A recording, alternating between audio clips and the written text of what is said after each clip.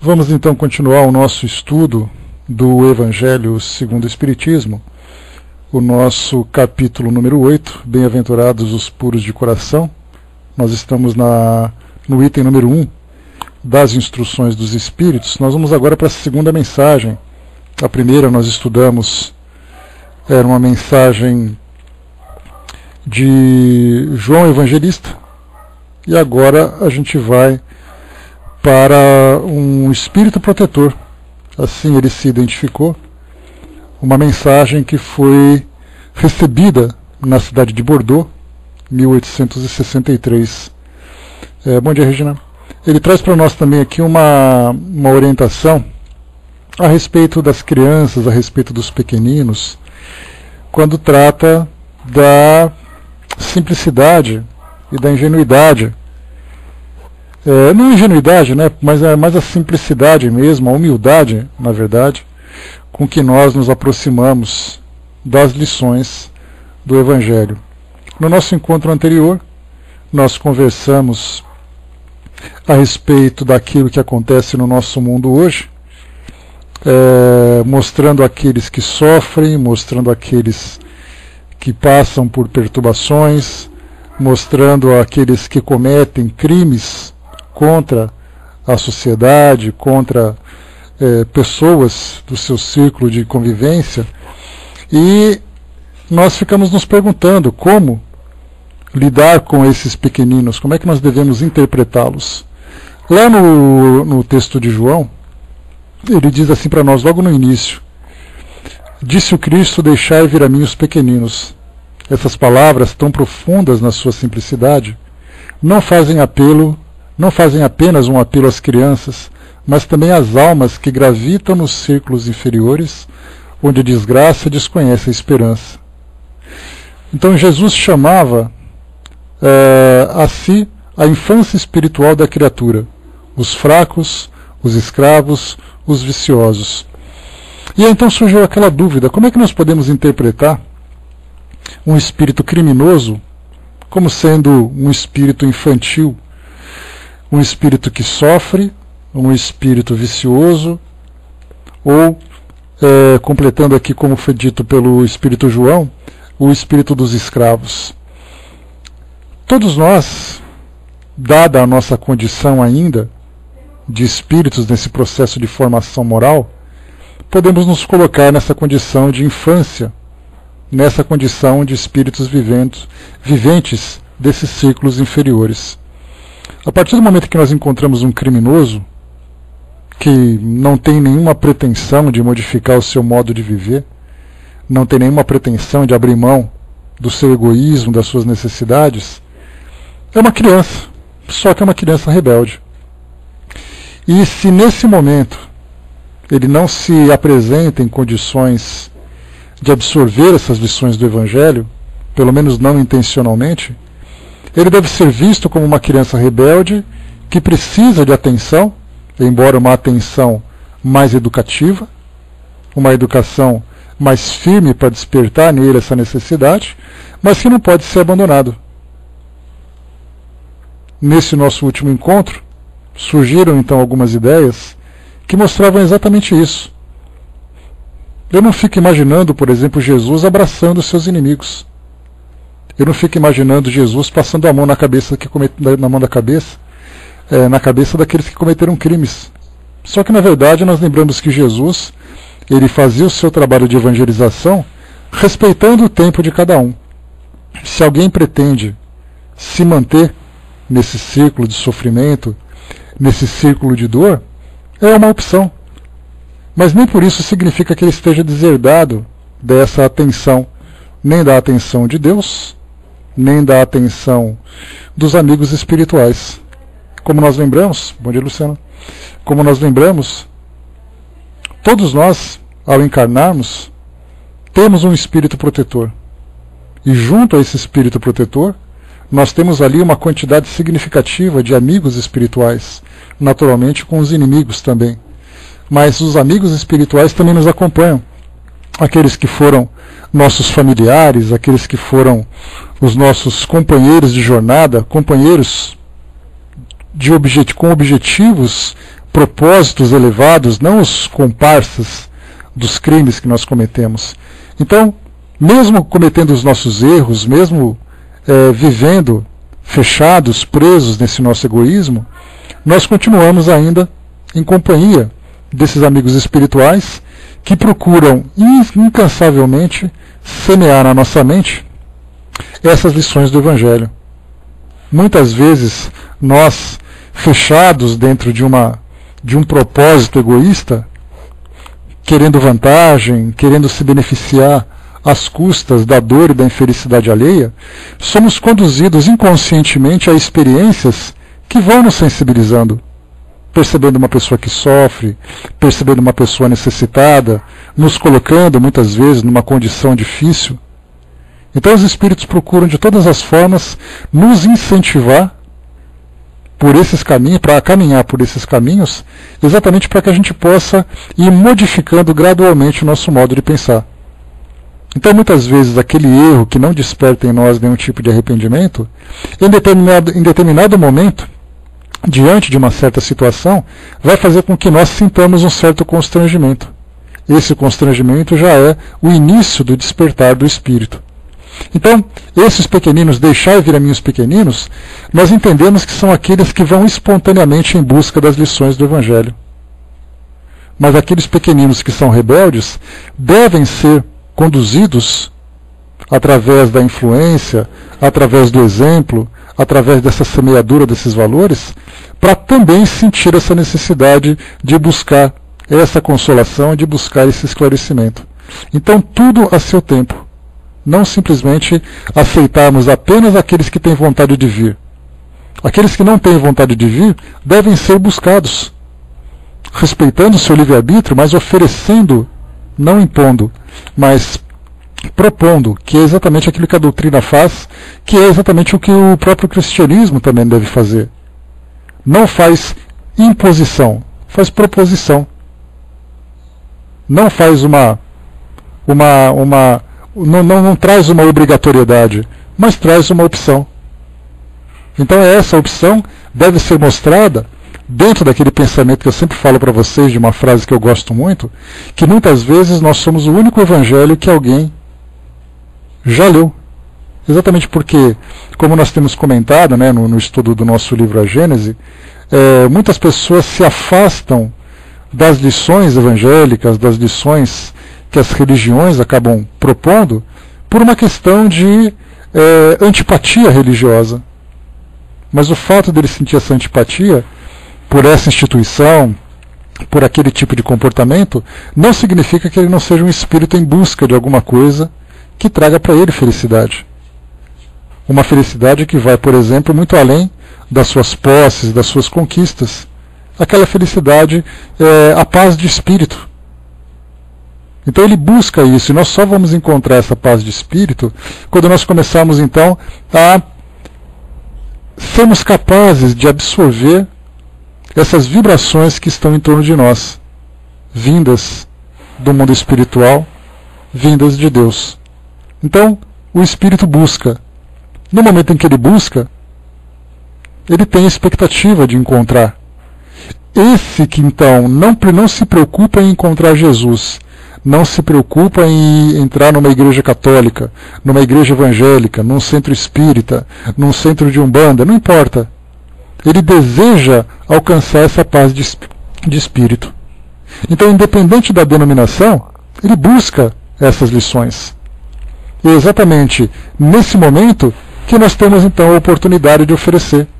Ou então ele mesmo começa por si só a encontrar o seu próprio caminho, com características diferentes, mas com o mesmo objetivo. Ou seja, é como se nós entrássemos numa floresta, cada um por um caminho diferente, e lá do outro lado todo mundo se encontrasse. Mas por onde você andava? Ah, eu fui por aquele caminho. Ah, eu vim por esse que era mais fácil. Ah, mas eu acabei me perdendo, fui pelo outro, mas eu cheguei aqui do mesmo jeito. Então nós vemos que todos os caminhos que trazem esse propósito do bem, do desenvolvimento do amor, e a gente usa o amor com tanta facilidade, né, como se ele fosse fácil de encontrar e fácil de praticar. Isso porque nós confundimos o amor, temos uma tendência a direcionar o amor para aquilo que nos interessa e não utilizar esse amor universal. Mas esse amor vai se desenvolvendo dentro de nós. A Jerina colocou, né, a falta de conhecimento, né, que os tornam negativos. E a ignorância, que é essa falta de conhecimento, são as experiências negativas. Temos, por exemplo, lá no livro O Céu e o Inferno, na segunda parte dos exemplos, um subcapítulo chamado Espíritos Endurecidos. Ali Kardec faz entrevista com alguns espíritos que demonstram uma revolta muito grande, um endurecimento muito grande, presos no seu próprio egoísmo. E aí então, durante a entrevista, a gente vai percebendo que aqueles espíritos, eles não eram assim, eles se tornaram assim. E nós nunca sabemos por quais caminhos, quais foram as experiências que eles vivenciaram para chegar nesse ponto. Algumas vezes, por uma questão de autopreservação, há a necessidade do espírito criar uma couraça em torno dele para se proteger das decepções, para se proteger das humilhações, das agressões que ele já sofreu. E isso se torna para ele tão intenso que ele acaba se fechando dentro de si mesmo. Mas nós lembramos sempre que dentro dessa couraça tem aquele coração em busca de amor. Ele fez isso por uma necessidade. E nós encontramos isso hoje. Pessoas que apresentam para nós na nossa família, no nosso círculo de amigos, pessoas extremamente difíceis de lidar. Mas elas se tornaram difíceis por quê? André Luiz mesmo lembra numa das passagens das suas instruções, ele sempre diz assim que dentro de uma família, quando nós convivemos com um espírito difícil, muitas vezes nós fomos uns dos responsáveis por torná-lo daquela forma. Porque hoje nós estamos assim, nessa posição de vítima, nessa condição de sofredores, porque temos ali, conseguimos alcançar, vamos dizer assim, um esclarecimento a respeito dos propósitos de evangelização que nós buscamos. Hoje nós estamos assim. Mas anteriormente nós poderíamos ter cometido equívocos, ainda que inconscientemente, ainda que sem a intenção de machucar, acabamos machucando. E um espírito mais sensível, a gente lembra sempre, né, que convivendo com pessoas que são muito sensíveis, qualquer tom de voz que você aumenta, ela começa a chorar. Já perceberam, né? Você fala uma coisinha a mais, já pum, desaba. Muitas vezes esse espírito chega uma hora que ele não suporta mais. Aí então ele joga tudo pro alto e fala, a partir de hoje ninguém me machuca mais. Só que ele toma um caminho diferente. Em vez dele começar a compreender o sentido do perdão, a compreender aquele não educativo, ele faz o contrário, ele simplesmente se isola do mundo por uma questão de autopreservação, de autoproteção, até que outras experiências possam fazer com que ele comece a criar novamente confiança junto àqueles com quem ele conviveu. Então nós nunca sabemos quais são os caminhos que cada pessoa percorreu para poder se tornar dessa forma. A gente lembra, como eu trouxe para vocês, a história de André Luiz, lá no livro Nosso Lar. Era o médico conceituado na sociedade, aquele médico, como normalmente vem o pensamento na medicina, né? O médico é Deus. Então é doutor para cá, doutor para lá. Quanto mais idolatrado ele é, quanto mais respeitado ele é, maior é a probabilidade dele realmente se sentir um Deus. E André Luiz se colocava nessa condição. Um homem que demonstrava aquele orgulho, aquela arrogância, até que ele desencarnou, em virtude dos seus excessos de comportamento dentro dos seus círculos sociais, desencarnou e passou aquele período de sofrimento. Ou seja, teve que sofrer, até chegar o momento em que ele não aguentava mais e começou então a pedir ajuda. Esse pedido de ajuda é aquela criança rebelde que não aguentava mais chorar e que depois foi pedir colo. E por que negar o colo a esse indivíduo só porque ele era daquela forma? E é então nesse sentido que essa mensagem, que esses ensinamentos de Jesus trazem para nós e nos esclarecem, né? Então aqui um espírito protetor. É uma outra mensagem também que fala sobre isso. Vamos lá então, para a gente poder aprofundar um pouco mais esse nosso entendimento. Então item 19. Bom dia pessoal que chegou. Deixai vir a mim os pequeninos, pois tenho o alimento que fortifica os fracos. Deixai vir a mim os tímidos e os débeis, que necessitam de amparo e consolo. Deixai vir a mim os ignorantes, para que eu os ilumine. Deixai vir a mim todos os sofredores, a multidão dos aflitos e dos infelizes, e eu lhes darei o grande remédio para os males da vida, revelando-lhes o segredo da cura de suas feridas. Qual é, meus amigos, esse bálsamo poderoso, de tamanha virtude que se aplica a todas as chagas do coração e as curas? É o amor, é a caridade. Se tiverdes esse fogo divino, o que havereis de temer? A todos os instantes de vossa vida direis: meu Pai, que se faça a tua vontade e não a minha. Se te apraz experimentar-me pela dor e pelas tribulações, bendito seja, pois é para meu bem, eu o sei, que a tua mão pesa sobre mim. Se te agrada, Senhor, apiedade de tua frágil criatura, dá-lhe o coração as alegrias puras, bendito seja também. Mas faze que o amor divino não se esmoreça na sua alma, e que incessantemente suba aos teus pés a sua prece de gratidão. Então, nesse pequeno trechinho, nessa pequena prece, vamos dizer assim, o Espírito fala exatamente isso. Agradecermos sempre a Deus pelas experiências que nós vivemos. Isso não significa que, no caso de nos depararmos com uma experiência negativa, porque, como foi dito aqui pelo Espírito, agradeçamos pelas dores e agradeçamos pelas graças. Mas lembremos sempre agradecer por aquilo que nos é enviado segundo a vontade de Deus, para que a gente possa viver essa experiência e tirar o melhor proveito dela. Porque se ela chega até nós, é por uma questão de necessidade. Isso para nós se torna bastante vago diante da nossa realidade, porque no momento em que a dor bate à nossa porta, é muito difícil a gente pensar no agradecimento. Obrigado, Deus, por me fazer sofrer. Obrigado pelas dificuldades que eu enfrento em casa. Obrigado pelas dores que atingem meu corpo.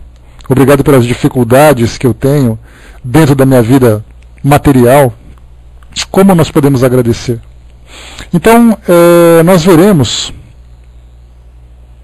aqui nessa mesma mensagem uma instrução muito interessante que mostra para nós que, apesar das lutas serem difíceis,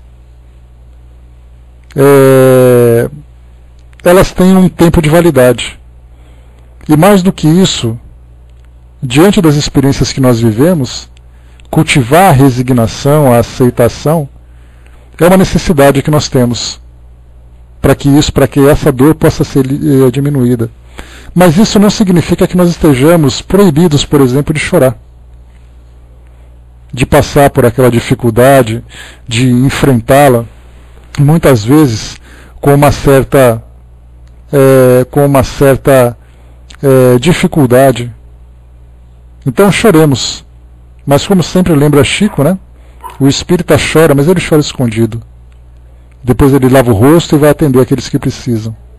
Então, na verdade, diante dessas dificuldades, lembremos sempre que tudo aquilo que chega para nós chega com o propósito de transformação, de aprendizado.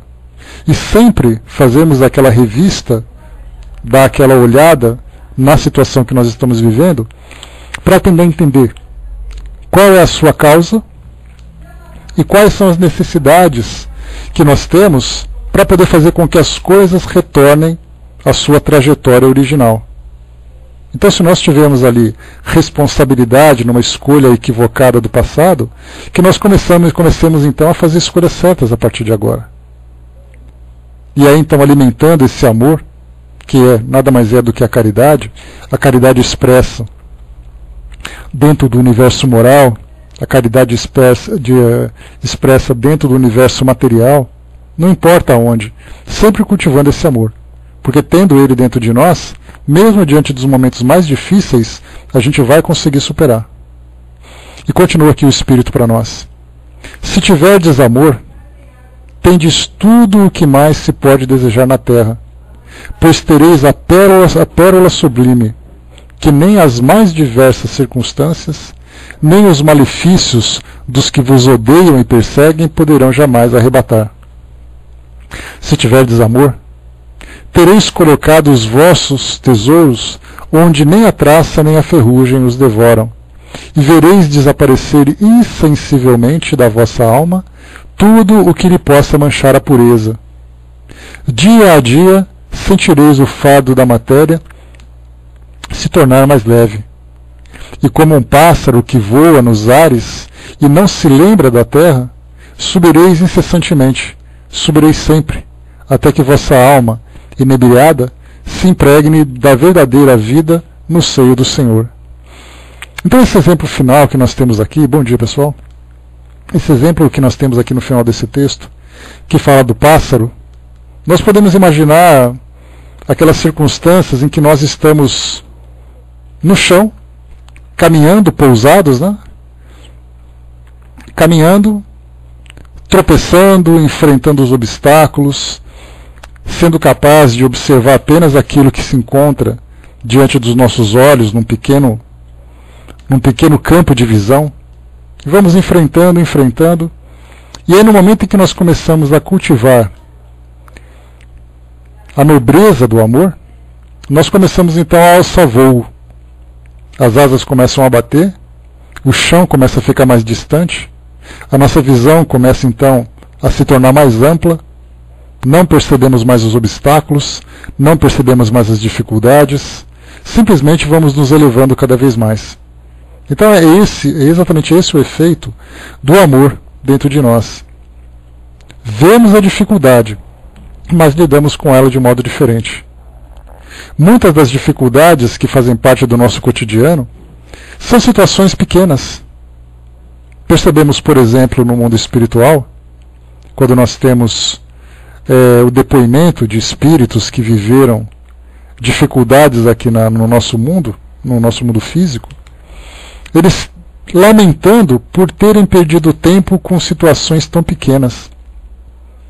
Muitas vezes dentro de uma relação, numa residência, num lar, nós temos ali discussões provocadas por situações banais, por motivos banais.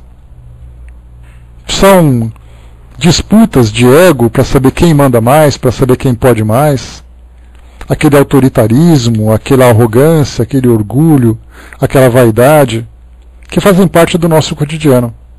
No momento em que o espírito deixa o mundo físico, e ele começa a se lembrar das causas das discussões, ele fica lamentando por ter perdido tempo, podendo aproveitar melhor a sua estada aqui no mundo físico, e ele simplesmente a jogou fora. Porque o tempo é algo que não volta mais. E cada tempo bem aproveitado, ele acaba se tornando para nós uma preciosa oportunidade de crescimento. Então hoje nós temos, dentro das nossas relações, dentro da nossa vivência no cotidiano, no nosso dia a dia, situações em que nós desperdiçamos energias preciosas com situações banais. Mas só percebemos isso quando nós nos distanciamos dessa realidade. Então hoje, vivendo aqui no mundo físico, nós podemos viver como esse pássaro que foi citado no nosso texto. Começar simplesmente a passar por cima desses pequenos detalhes. Se nós estamos caminhando, nós temos um arbusto, nós temos uma pedra, nós temos um obstáculo que tem que ser passado e que exige de nós dificuldade. Então a gente vai apreciando, lamentavelmente de um modo negativo, apreciando cada detalhe desse caminho, cada problema que ele traz para nós. Cada problema no relevo, cada problema na trajetória. A partir do momento que a gente começa a voar, isso tudo perde valor. Não faz diferença nenhuma para mim. Aquelas pedras que estão no caminho, que para muita gente é motivo de tropeço, eu simplesmente passo por cima. Porque levando o espírito dessa condição, a minha preocupação são realmente com os grandes obstáculos. Eu vou ter que me desviar de uma árvore, vou ter que me desviar de um poste, de uma montanha. Mas aqueles pequenos detalhes da vida cotidiana, que para mim anteriormente era um problema, eu simplesmente passo por cima. Não tenho mais que ficar discutindo com picuinhas, ficar querendo discutir situações banais. Muitas vezes nós vemos uma discussão por causa de uma posição na mesa de jantar, por causa de um canal que está sendo assistido, com quem fica o controle remoto, porque colocou um objeto fora do lugar. Claro que isso incomoda na organização, né, na nossa rotina, mas existem formas diferentes de lidarmos com isso. E não simplesmente porque a gente está tão acostumado a tudo explodir, quebrar pau com todo mundo, cada um falar o que quer, que são exatamente essas pedras que nós tanto valorizamos, que se nós nos elevarmos espiritualmente, a gente vai perceber que isso perde completamente o valor. Perde completamente o sentido. A Vaninha lembrou ali, né? Quantas discussões começam por uma coisa boba, ou muitas vezes nem se lembra por que começou. Mas já que nós trazemos aquelas mágoas dentro de nós, trazemos todas aquelas rugas que ficavam ocultas, esses momentos elas acabam explodindo.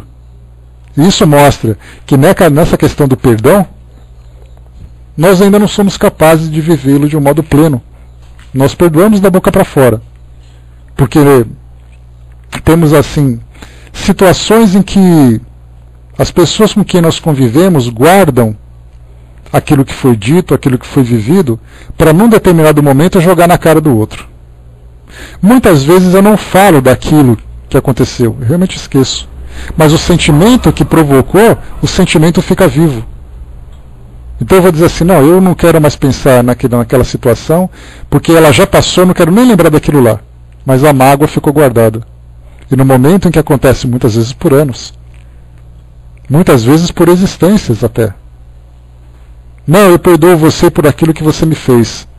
Mas no momento em que acontece uma situação que traga um grande atrito, a nossa explosão acaba sendo alimentada por esse combustível que foi guardado.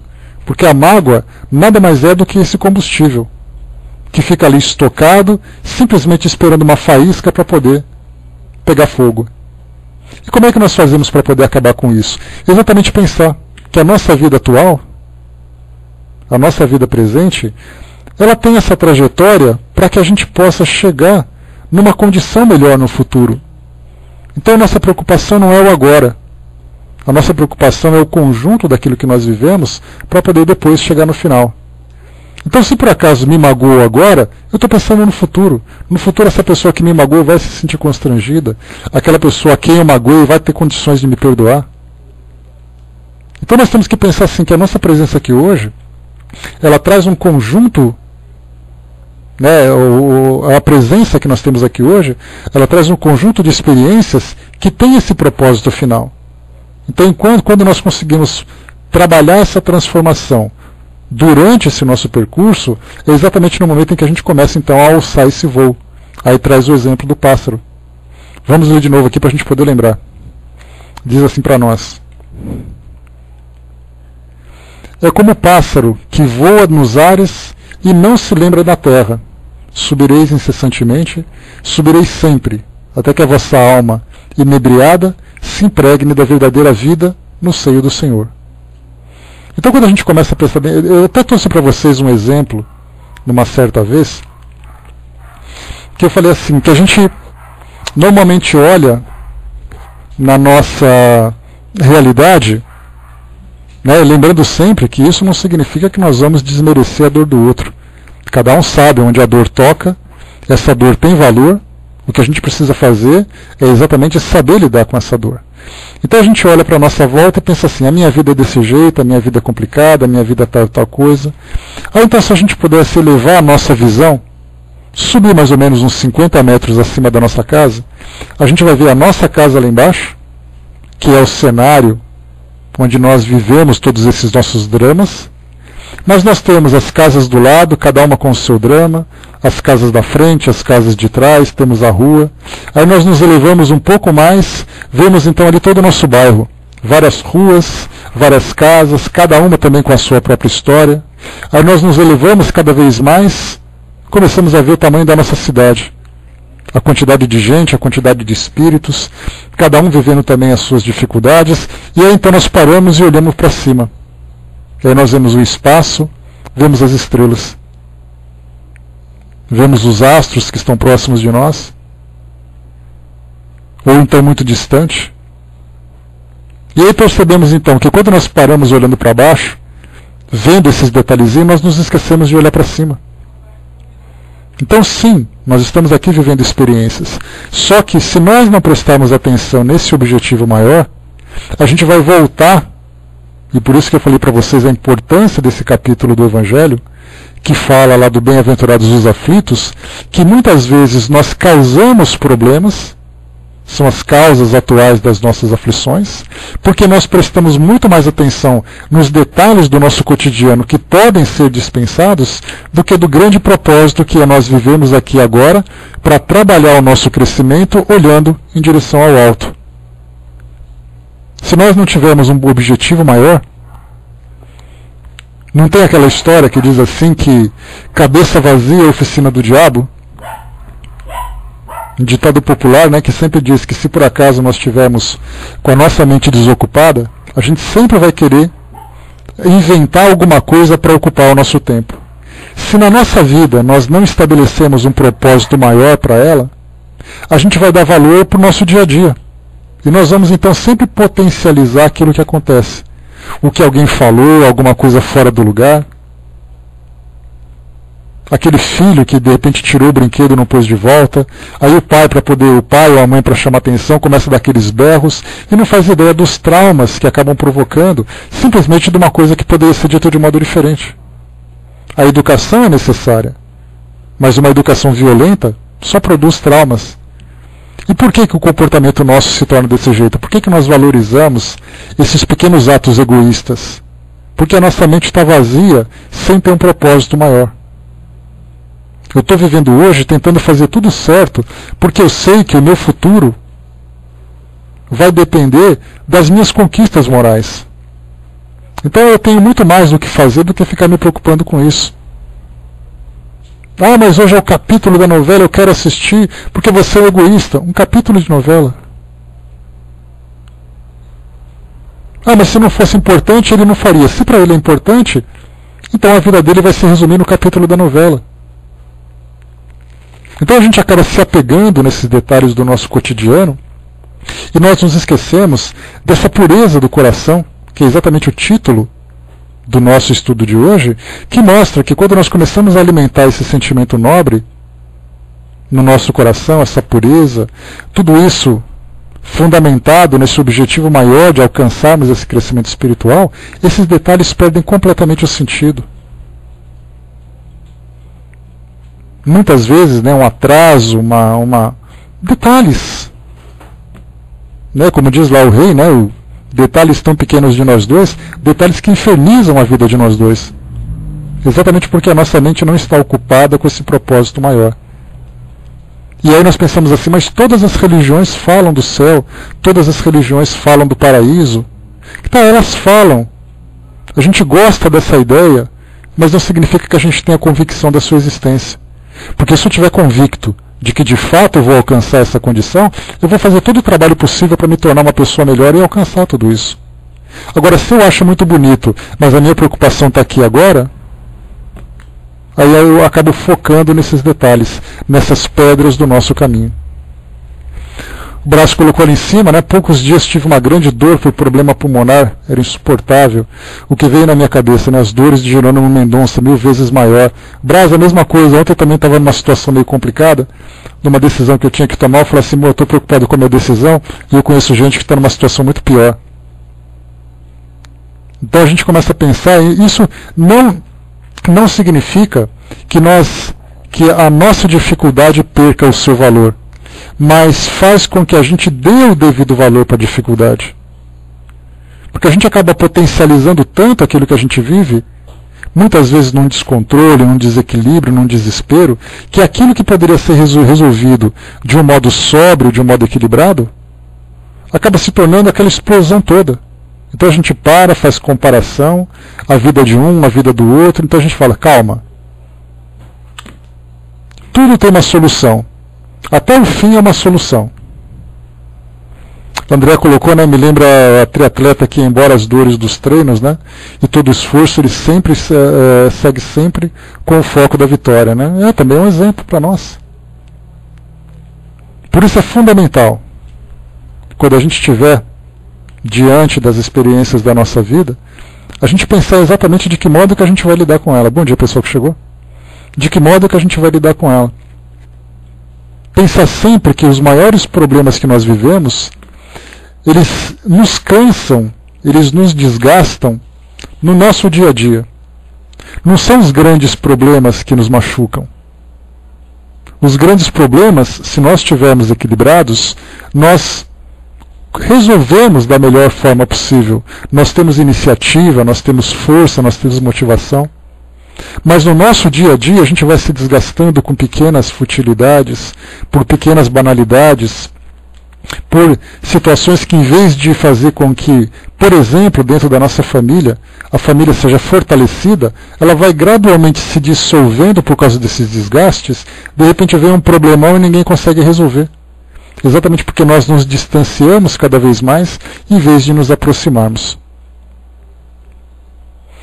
Para aproveitar essa nossa deixa, a gente tem aqui um outro texto do nosso cotidiano, né? Pois é, né, Luiz? Aqui do nosso estudo, das instruções dos Espíritos, o texto número 2 fala exatamente sobre essa questão de nós termos uma visão mais abrangente daquilo que nós estamos vivendo. Então nós temos problemas de saúde, nós temos problemas financeiros, materiais, problemas de relacionamento, problemas íntimos, problemas internos que tratam das nossas emoções, dos nossos sentimentos. Mas tudo isso diz respeito a essa realidade que nós vivemos hoje.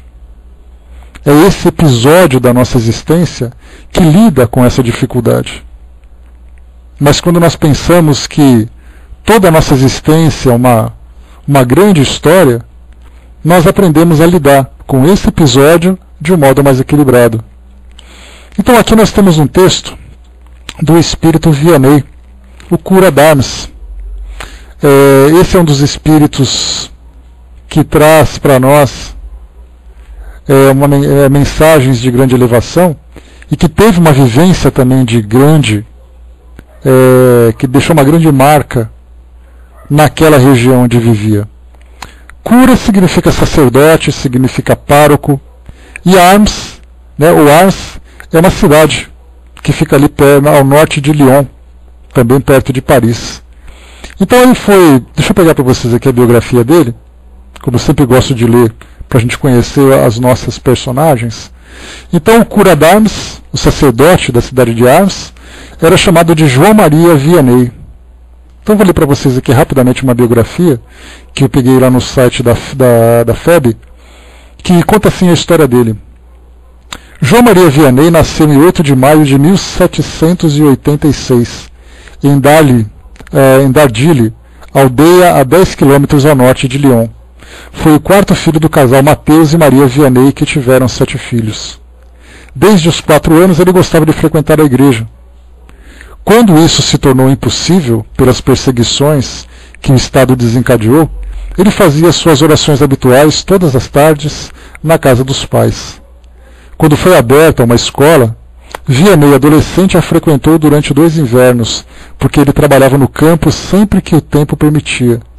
Foi então que aprendeu a ler, escrever, contar e falar francês, pois em sua casa se falava um dialeto regional. Foi na escola que se tornou amigo do padre Fournier, e aos poucos foi crescendo nele o desejo de se tornar sacerdote. É bacana, a gente começa a ver a vocação religiosa nascendo dentro de alguém, né? Foi necessário muita insistência, pois o pai de forma alguma desejava dispensar braços fortes de que a terra necessitava. Aos 20 anos ele seguiu para École, na casa de seu tio Humberto. Sabia ler, mas escrevia e falava francês muito mal. Além de aprimorar a língua pátria, precisou aprender latim, pois na época os estudos para o sacerdócio eram feitos em latim. bem assim toda a comunicação litúrgica, toda a celebração litúrgica. Em 28 de maio de 1811, com 25 anos, Kardec nessa época já estava com 7, né? Na Catedral de Saint-Jean, tornou-se clérigo da diocese. Por ter fama de ignorante perante os superiores, foi-lhe confiada a paróquia de Armes, em Daubes, e talvez porque lhe conhecessem a grandeza da alma. Em Armes, ele não havia pobres, só miseráveis. Então, quer dizer, já mostrava uma certa ignorância e o colocaram para trabalhar exatamente com os miseráveis, né, com aqueles que apresentavam maiores dificuldades. João Maria Vianney chegou a Ars e, em uma sexta-feira, 13 de fevereiro de 1818, veio em uma carroça trazendo alguns móveis e utensílios domésticos, alguns quadros piedosos e seu maior tesouro, sua biblioteca de cerca de 300 volumes. Conta-se que encontrou um pequeno pastor, a quem pediu que lhe indicasse o caminho. A conversa foi difícil, pois o menino não falava francês e o dialeto de Armes diferia de École, mas acabaram por se compreenderem. A tradição narra que o novo pároco teria dito ao garoto: "Tu me mostraste o caminho de Ars, eu te mostrarei o caminho do céu." Um pequeno monumento de bronze à entrada da aldeia lembra esse encontro. Ele mesmo preparava suas refeições. Apenas 2 pratos, umas vezes batatas que punha para secar ao ar livre, outras vezes mata-fomes, grandes bolos de farinha de trigo escura. Um pouco de pão e água era o suficiente. Comia pouco. Quando lhe davam pão branco, trocava pelo escuro e distribuía o primeiro aos pobres. Dizia: "Tenho um bom físico. Depois de comer, não importa o quê, e de dormir 2 horas, estou pronto para recomeçar." O que ele mais valorizava era a caridade e a gentileza. Grandes somas ele despendia auxiliando os seus paroquianos. Dinheiro que vinha da pequena herança de seu pai, que lhe enviara seu irmão Francisco, e de doações de pessoas abastadas a quem ele sensibilizava pela palavra e dedicação. Por volta de 1830, era muito grande o afluxo de pessoas que se dirigia a Ars. Os peregrinos não tinham outro objetivo senão ver o pároco e, acima de tudo, poder conversar-se com ele. Para conseguir, esperavam horas, às vezes a noite inteira. Esse pároco, que dormia no mínimo, o mínimo para atender a todos, madrugada dentro, que vivia em extrema pobreza e austeridade, vendendo móveis, roupas e calçados para seus para dar a outrem. Comovia-se com a dor alheia. Quando se punha a ouvir os penitentes que os buscavam, mais de uma vez derramava lágrimas, como se estivesse chorando por si próprio. Dizia: "Eu choro o que vocês não choram." Tanto trabalho, pouca alimentação e repouso foram cansando o velho cura. Ele desejava deixar a paróquia para um pouco de descanso, mas os homens e mulheres da aldeia tiveram tal coro ao seu redor que ele resolveu permanecer. Ele, que em sua juventude fora frágil, agora andava arrastando os pés. Nos dias de inverno sentia frio. Em 1859, já 2 anos depois do lançamento do Livro dos Espíritos, numa quinta-feira do mês de agosto, dia 4, às 2 da madrugada, ele desencarnou tranquilamente. 2 dias antes, já bastante debilitado, fora visto a chorar. Perguntaram-lhe se estava muito cansado. "Oh, não", respondeu, "choro pensando na grande bondade do Nosso Senhor em vir visitar-nos nos últimos momentos." João Maria Vianney comparece na codificação com uma mensagem no Evangelho segundo o Espiritismo, no seu capítulo 8, item 20, intitulada "Bem-aventurados os fechados os olhos, os que têm fechados os olhos", onde demonstra a humildade de que se revestia o conceito que tinha das dores sobre a face da terra e o profundo amor ao Senhor da vida. Foi publicado esse texto no jornal Mundo Espírita, em julho do ano 2000. Então a gente vê aqui que nesse tipo de rotina, onde essa pessoa se dedica exclusivamente a se doar para os outros, a gente fica se perguntando: será que ele se preocupava com um copo fora do lugar? Com um copo que não foi lavado, com um chinelo que está virado? Com um problema de trânsito? Certamente que não. Porque a cabeça se encontra tão ocupada com propósitos maiores, como aquele pássaro que voa, olhando para baixo, percebendo, já que ele convivia com as pessoas, ouvindo suas confissões, ele percebia exatamente as dores que as pessoas sentiam. Mas ele mesmo não sentia essas dores, porque para ele não tinha propósito. Daí então a sua condição de conselheiro. De conversar, olha, deixa disso, para de se preocupar com isso, tenta conversar de um modo diferente. Dava com essa autoridade moral, esses conselhos, exatamente porque para ele isso já não tinha mais sentido. Viver em função dessas dores, em função desses problemas que podem ser facilmente superados. E isso para nós é um grande exemplo. E isso nós temos, por exemplo, Chico Xavier, Divaldo Franco, que são essas nossas referências da atualidade, de vermos, por exemplo, se eles se preocupam com esses detalhes. Um com uma cidade com mais de 1.500 crianças, o outro atendendo pessoas todos os dias, de manhã à tarde à noite, mal tendo tempo para si próprio. Como é que ele vai ter tempo para se preocupar com picuinhas egoístas de pessoas comuns? Pessoas comuns como nós, que podemos também transformar as nossas vidas, vivendo o nosso cotidiano, assumindo as nossas responsabilidades, mas sem nos preocuparmos com esses detalhes banais. Vamos para o texto então trazido pelo nosso Vianney, o cura Darmas. Foi trazido então em Paris, 1863. Uma referência. O título é chamado Bem-aventurados os que têm os olhos fechados. Esse texto foi publicado em virtude a respeito de uma pessoa cega, né, que havia sido evocado o espírito para poder falar sobre ela, né, que passava por essa dificuldade. Né? Abraço, Rogério. Então, item número 20. Então, na verdade, essa psicografia é uma comunicação que ele dava para aquelas pessoas, para entenderem exatamente essa realidade que ela estava vivendo, essas dores de ser uma pessoa cega. Então não era uma mensagem geral, era uma mensagem, uma psicografia direcionada para aquela situação. Então ele diz assim: meus bons amigos, por que me chamastes? Para que eu imponha as mãos sobre essa pobre sofredora que está aqui e a cure? Ah, que sofrimento! Bom Deus! Perdeu a vista e as trevas se fizeram para ela. Pobre criança, que ore e espere. Eu não sei fazer milagres. Eu, sem a vontade do bom Deus. Todas as curas que obtive e que conheceis, não se atribuais senão àquele que é o Pai de todos nós. Nas vossas aflições, voltai sempre os vossos olhos para o céu e dizei, do fundo do coração, meu Pai, curai-me, mas fazei que a minha alma doente seja curada antes das enfermidades do corpo, que a minha carne seja castigada, se necessário, para que a minha alma se eleve para vós com a brancura que possuía quando a criastes.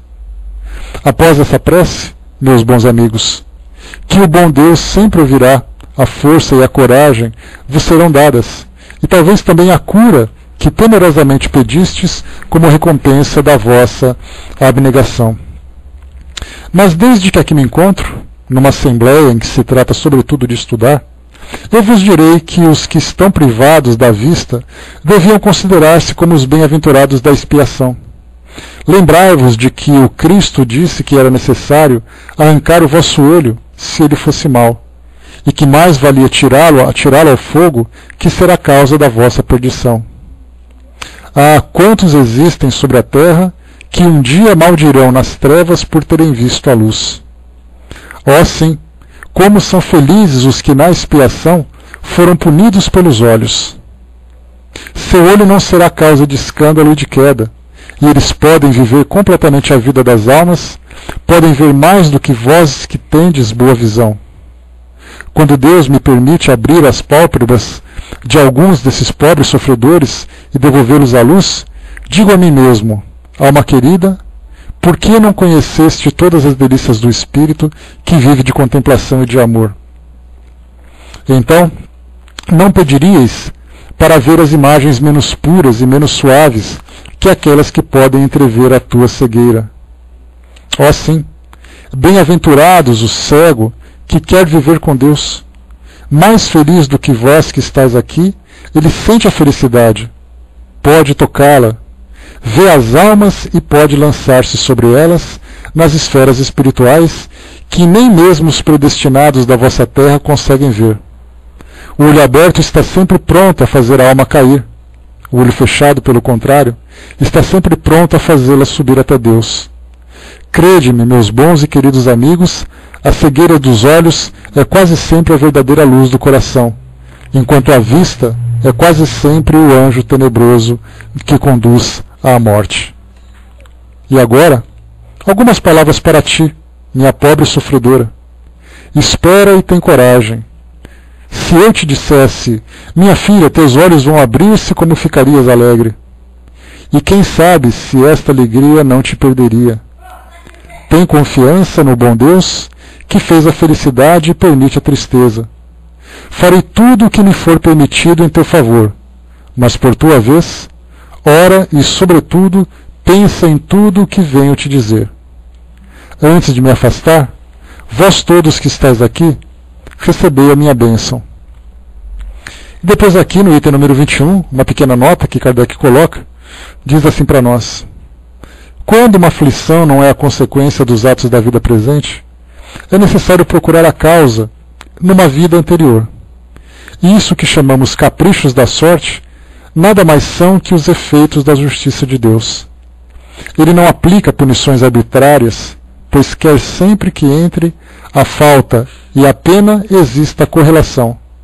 Se na sua bondade lança um véu sobre os nossos atos passados, entretanto nos aponta o caminho, a dizer, quem matou pela espada perecerá, palavras que podemos traduzir assim: somos sempre punidos naquilo em que pecamos. Se, pois, alguém é afligido com a perda da visão, é que a vista foi para ele uma causa de queda. Talvez também tenha sido causa da perda da vista para outro. Pode alguém ter ficado cego pelo excesso de trabalho que lhe impôs, ou ainda em consequência de maus tratos, de falta de cuidado, etc. E então sofre agora a pena de talião. Ele mesmo, no seu arrependimento, pode ter escolhido essa expiação, aplicando a si próprio essas palavras de Jesus: se vossos olhos for motivo de escândalo, arrancai-o. E aqui então a gente lembra, pessoal, dos textos anteriores, quando temos aquela passagem que Jesus dizia: mais vale entrar coxo no reino dos céus do que chegar no inferno com os dois braços. Por que isso tudo? Porque mais vale sofrermos as privações daquilo que para nós é motivo de queda, é motivo de dor, porque se nós somos privados de uma certa liberdade, liberdade de ação, em todas as circunstâncias, muitas vezes nós temos uma limitação financeira, uma limitação física, uma limitação social. O que faríamos da nossa vida se nós tivéssemos liberdade de agir? Diante da dor, é muito fácil a gente ter aquela consciência tranquila dizendo assim: não, se eu tivesse tal coisa que eu não tenho, por exemplo, vivendo ali uma restrição financeira, tendo ali que muitas vezes vender o almoço para comprar janta, para poder pagar as contas do dia a dia, eu penso assim: se eu ganhasse na loteria. O que aconteceria se eu ganhasse na loteria? Na nossa condição atual, a gente diria assim: bem, eu fundaria uma instituição de caridade, doaria uma parte para os pobres, ajudaria as pessoas da minha família, aí depois eu pagaria as minhas contas, compraria alguma coisa que eu quisesse, coisa e tal. Tudo muito bem planejado teoricamente.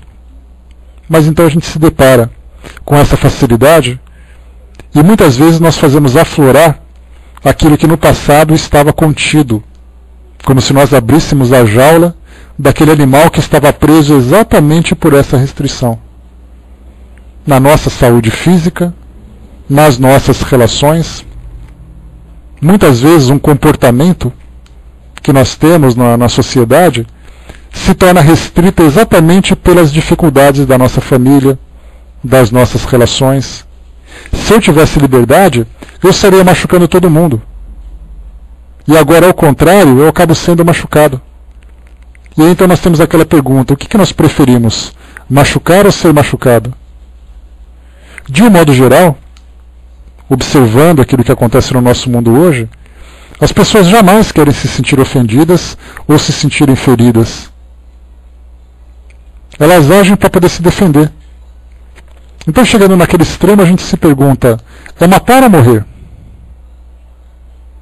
Aí a gente vai colocar os pesos, né? Olha, dependendo das circunstâncias, eu vou reagir, vou tentar me defender e coisa e tal. Mas, na intenção de você chegar e olhar para alguém e falar assim, eu não gosto de você. Entre matar e morrer, qual é a nossa opção? Matar te torna algoz. Morrer te torna vítima. Mas a nossa visão hoje, do mundo, pensando, por exemplo, que a nossa realidade hoje, ela se restringe a esse nosso momento existencial, sem nos preocuparmos com a vida futura, sem nos preocuparmos com o nosso passado, sem ter nenhuma preocupação com aquilo que nos espera a longo prazo, nós queremos viver esse momento. E esse momento para nós é o mais importante da nossa existência, na nossa visão. Sendo que, na verdade, todos os momentos do passado, do presente e do futuro são importantes, porque todos eles trazem consequências para nós. Então, nessas pequenas situações, nesses pequenos detalhes do nosso cotidiano, a gente acaba supervalorizando, fazendo com que aquele momento seja o momento mais importante de toda a nossa existência, sem imaginarmos que a nossa existência dentro da imortalidade vai nos trazer ainda tantas e tantas experiências. E mais ainda, que todo esse percurso que nós temos que já seguimos, que estamos seguindo e que ainda vamos seguir, todo esse percurso é regido pela lei de causa e efeito. E é então menos naqueles detalhes mais simples, mais sutis, a gente quer ter uma reação de proteção, de defesa, para poder satisfazer o nosso ego, sem imaginar que isso vai trazer uma repercussão.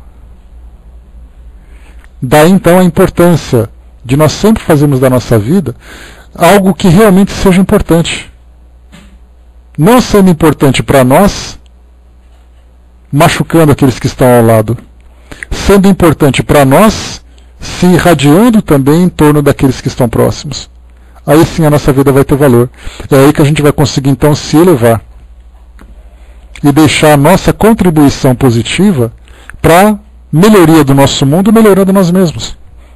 Então a história do Curadars, ele fala exatamente sobre isso. A gente tem esse exemplo. Quanto mais nós nos ocupamos com trabalhos nobres, trabalhos positivos, menos valor a gente dá para situações pequenas. Quando os Espíritos dizem para nós que fora da caridade não há salvação, que nós devemos praticar caridade, que é uma recomendação que todos nós damos, inclusive, para alguém, olha, ocupa a sua cabeça, procura uma atividade para você fazer, alguma coisa assim, na verdade é uma forma indireta que os Espíritos têm de dizer para nós, para ocupar a cabeça, porque essa ocupação vai nos proporcionar aprendizado, e esse aprendizado vai trazer para nós uma autotransformação. Trabalhos, por exemplo, sociais que nós realizamos, quanto mais contato nós temos com aqueles que recebem essa assistência social, que uma pessoa que não precisa de ajuda não vai buscar ajuda. Agora, aqueles que precisam naturalmente vão se aproximar. Essas pessoas que buscam essa ajuda certamente trazem necessidades que nós nem imaginamos. E aí, em contato então com essas situações da realidade, nós começamos a fazer uma análise por esse processo de comparação, mais uma vez, não desvalorizando as nossas dificuldades, mas dando a essas dificuldades o seu devido valor. Porque nós vemos assim aquelas cenas que todo mundo certamente já viu, aquelas crianças que de repente por um capricho se jogam no chão e começam a espernear. Mas por que você está fazendo isso? Ah, porque ele derrubou o doce da minha mão. E precisa fazer esse escândalo todo? Aí então nós transferimos isso para a nossa vida e percebemos que muitas vezes nós nos jogamos no chão e esperneamos por uma situação caprichosa. E por causa desse vício de comportamento, de fazer escândalo por motivos banais, quando surge um verdadeiro problema, aí então nós nos desesperamos. Aí então é o fim do mundo. Porque se por acaso alguém me fechou na rua, eu já fiz aquele escândalo todo, Quando o problema surge, então, eu começo a querer culpar o mundo, culpar Deus, explodir o mundo por causa do problema. E aí então eu perco todo o foco no meu real propósito de existir aqui no mundo. Então é importante para nós, bem-aventurados os puros de coração. Essa pureza, ela depende de um processo de filtragem. Mais ou menos como aquilo que nós tratamos quando temos aquelas parábolas que falam, por exemplo, daquele vaso com água suja. Nós trazemos essas impurezas, que não são impurezas que nós cultivamos dentro de nós. São impurezas que fazem parte da nossa natureza. Que na verdade não são impurezas, mas são ainda imperfeições que vão se transformando. Se nós por acaso formos a uma joalheria, nós veremos ali joias das mais diversas. Aquelas pedras preciosas, veremos ali então aquelas joias muito bem lapidadas. Mas todos nós nos esquecemos que essa pedra, ela saiu do meio da terra, suja, encardida, cheia de falhas, e depois ela foi passando pelo processo de burilamento. Lembrando que burilamento, a gente fala muito isso, uma expressão muito utilizada dentro da doutrina, burilamento lembra buril. O buril são aqueles esmeris, aquelas pedras que fazem a lapidação de pedras preciosas. Então a gente coloca ali a pedra, né, ela vai sendo desgastada pelo buril até tomar o formato e depois ser devidamente polida. Aquelas pedras com vários graus de espessura. Então é uma comparação que nós temos, um ditado, que fala exatamente sobre isso. Então se esse diamante bruto saiu do meio da terra, ou então aquele cadinho também, né? O cadinho nada mais é do que aquele pote onde se derrete o ouro. Aquele pote de ferro que acaba suportando aquele calor para derreter o ouro. Então nós também somos pedras sujas, que aí são lavadas, né? Pepitas de ouro que são sujas, lavadas, derretidas para tomar aquele formato de beleza das joias que nós hoje tanto apreciamos. Então é a mesma coisa, para alcançarmos a pureza do coração, é importante para nós, primeiro, passar por esse processo de purificação. E essa purificação ela vem ou através da dor, ou através do amor. Através da dor, significa que nós vamos aprender com as pancadas, com as dificuldades, guardando as cicatrizes daquilo que nós vivemos, cicatrizes morais, cicatrizes emocionais, cicatrizes físicas. Ou nós podemos, por vontade própria, dizer assim, olha, a minha vida está nessa condição. Aí eu faço aquele processo de autoconhecimento e percebo que sou eu que estou criando esses problemas. Embora as pessoas com quem eu conviva também tenham os seus problemas. Daí então a gente começa a criar aquele choque de dificuldades e vira aquele verdadeiro inferno, aquele verdadeiro pandemônio dentro da nossa casa. Mas aí eu penso assim, eu posso modificar isso, pelo menos dentro de mim, pelo menos dentro daquilo que eu vivo. Então eu quero começar a ocupar minha cabeça com coisas positivas, eu quero aprender novos valores, eu quero desenvolver dentro de mim aquilo que é o mais nobre. E aí então, motivado pelo amor, eu começo a tomar essas escolhas e começo então a levantar voo. E começo a ver a Terra cada vez mais distante. E essa Terra mais distante, que a gente começa a perceber, tira da nossa vista aquelas impurezas pequenas, aquelas pequenas pedrinhas, galhos, sujeiras que estavam no nosso caminho que a gente não percebeu. Então todos esses ensinamentos que a gente tem, de deixar vir a mim os pequeninos, que são aqueles pequeninos da alma, de arrancar a parte do nosso corpo, para que ele não nos leve, segundo aqueles relatos bíblicos, né? Para que ele nos leve ao pecado, que na verdade nada mais é assim que tudo aquilo que nós temos, que nos permite uma certa liberdade, que nos leva ao erro, vai trazer para nós uma consequência negativa. Então mais vale nós abrirmos mão dessa liberdade que nós temos do que a utilizarmos de um modo negativo. Então hoje a nossa vida está escrita para aquilo que nós conseguimos alcançar até agora. Aquilo que nós vivemos nesse instante, nesse nosso dia, é uma consequência de tudo aquilo que a gente viveu até agora. Foram as escolhas que nós fizemos ontem, antes de ontem, na semana passada, no mês passado, alguns anos passados, naquele casamento, naquela família que nós escolhemos e tudo mais, para chegar até aqui. Então, como lembra o Chico, ou pelo menos naquela frase atribuída a ele, nós não podemos voltar atrás e mudar tudo. Mas a partir de agora nós podemos fazer diferente. Suportar aquilo que nós semeamos até agora, já que nós estamos vivendo essa dificuldade, então que ela seja bem-vinda como um remédio amargo que vai fazer com que a gente desperte. Mas a partir de agora a gente começa a viver de um modo diferente. E a melhor forma de nós fazermos isso é começarmos a fazer um trabalho de transformação. Uma outra expressão bastante utilizada é chamada de reforma íntima. Todo mundo certamente já ouviu, não apenas 1000 vezes, mas pelo menos 5000 vezes, que significa exatamente isso, vamos reformar aquilo. O que é essa reforma? Eu vou olhar, por exemplo, para aquela pessoa que muitas vezes me provoca com uma observação. Quando eu estou reformado, eu vou perceber que o problema é com ela, não é comigo. Se por acaso eu vejo alguma coisa fora do lugar, e aquilo me incomoda, eu reformando, eu vou perceber que aquela coisa fora do lugar é somente uma coisa fora do lugar, que basta pegar e colocar de volta. E aí então a gente vai educando as nossas relações, modificando tudo isso, a partir do momento em que nós temos novos valores como referência.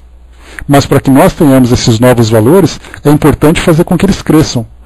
E para isso, vem então todo o trabalho onde nós podemos aplicar, por exemplo, os nossos talentos, a nossa habilidade, a nossa boa vontade. Por isso que a caridade é sempre a melhor recomendação.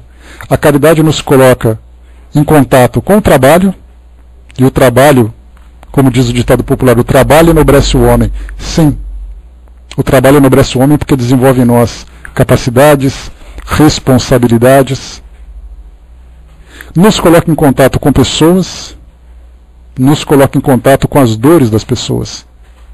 Se por acaso eu não tenho condições de desenvolver um valor, por exemplo, por que nós não somos geralmente piedosos? Porque nós simplesmente não valorizamos a dor. No momento em que nós temos contato com alguém que passa por essa dificuldade, esse sentimento de piedade começa a se desenvolver. Então, essa sensibilidade que se manifesta nesses valores que vão sendo desenvolvidos, só começam a aparecer a partir do momento em que nós damos oportunidade. Se eu fico dentro de casa reclamando da vida, reclamando das coisas, querendo empurrar as pessoas da minha frente porque eu quero passar, na verdade eu não estou desenvolvendo valores, eu estou fortalecendo exatamente esse egoísmo dentro de mim. Agora, quando nós nos colocamos em contato com o mundo real, com as dores das pessoas, aí eu começo a fazer uma comparação. Aí sim essa transformação de fato começa a acontecer.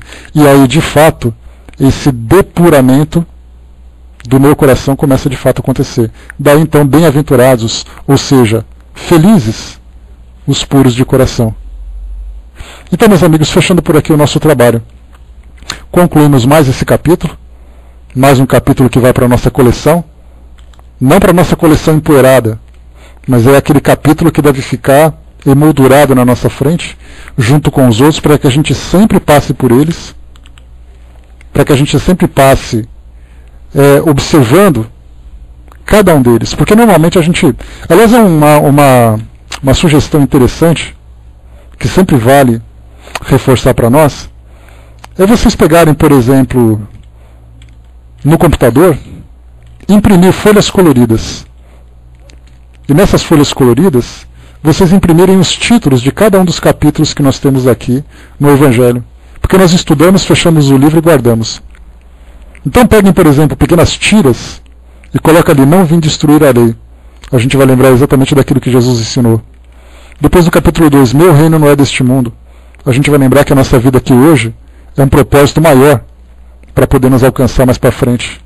E depois a gente vai, bem-aventurados, colocar, por exemplo, com uma papel vermelho, bem destacado, bem-aventurados os aflitos.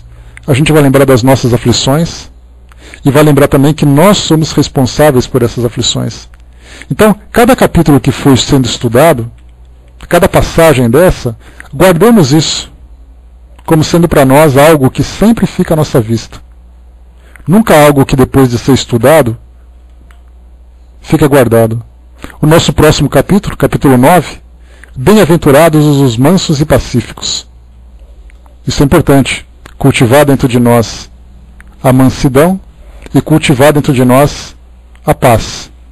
Aí a gente vai lembrar sempre, cada vez que a gente der um grito, cada vez que a gente soltar um palavrão, cada vez que a gente cometer uma agressão, seja de qualquer forma, a gente vai lembrar que felizes são aqueles que são mansos e pacíficos, não aqueles que são agressivos, autoritários. Então o próximo capítulo nosso, capítulo 9, vai ser esse. Então guardem sempre essas lembrancinhas, para que a gente não deixe cair no esquecimento tudo aquilo que foi estudado na teoria, para que possa viver na prática diariamente. Fechando por aqui então, eu vou passar para a nossa amiga fraterna que vai fazer o encerramento para nós. E daqui a pouquinho a gente volta. Eu estou muito feliz, né? Porque a gente vê que muitos de vocês que não apareciam aqui, que fazia tempo que não convivia conosco aqui no estudo, vem aqui então, continua presente. Né? Tem aparecido, a nossa sala tem ficado cheia essa semana, não pelo prazer do número, né? Mas pelo prazer de ver todo mundo de volta, retornando, né? Depois do carnaval, nada como carnaval para poder mudar a nossa vida. E aí todo mundo chegando de novo e participando, como sempre. Né? Então, a gente vai